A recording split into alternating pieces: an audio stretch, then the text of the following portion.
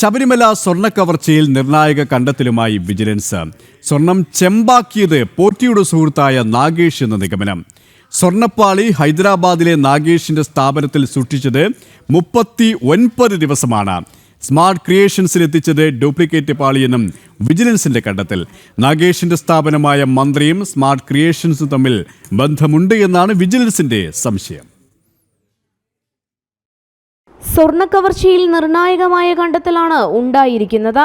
സുഹൃത്തായ നാഗേഷിന്റെ സഹായത്തോടെ ഉണ്ണികൃഷ്ണൻ പോറ്റി സ്വർണം മോഷ്ടിച്ചെന്ന നിഗമനത്തിലേക്കാണ് അന്വേഷണ സംഘം എത്തിയിരിക്കുന്നത്. ബാംഗ്ലൂരിൽ നിന്ന് പോറ്റി സ്വർണ്ണപ്പാളികൾ കൊണ്ടുപോയത് ഹൈദരാബാദിലെ നാഗേഷിന്റെ സ്ഥാപനത്തിലേക്കാണ്. 39 ദിവസമാണ് നാഗേഷ് സ്വർണം കയ്യിൽ വെച്ചത്. പിന്നീടാണ് സ്വർണ്ണപ്പാളികൾ സ്മാർട്ട് ക്രിയേഷനിൽ എത്തിച്ചത്. ഇത് ഡ്യൂപ്ലിക്കേറ്റ് പാളിയാണെന്നാണ് വിജിലൻസിന്റെ കണ്ടെത്തൽ. നാഗേഷിനെ ചോദ്യം ചെയ്താൽ സുപ്രധാന വിവരങ്ങൾ ലഭിക്കുമെന്ന നിഗമനത്തിലാണ് അന്വേഷണ സംഘം. അതേസമയം സ്വർണ്ണക്കവർച്ചയിൽ അന്വേഷണ പുരോഗതി വിലയിരുത്താൻ SITയുടെ തലവനായ ADGP H. വെങ്കിടേഷ് സന്നിധാനത്തെത്തും. SIT ശേഖരിച്ച വിവരങ്ങൾ ADGP പരിശോധിക്കും. രാഷ്ട്രപതിയുടെ ശബരിമല സന്ദർശനവുമായി ബന്ധപ്പെട്ട ക്രമീകരണങ്ങളും ക്രമസമാധാന ചുമതലയുള്ള ADGP H. വെങ്കിടേഷ് പരിശോധിക്കും.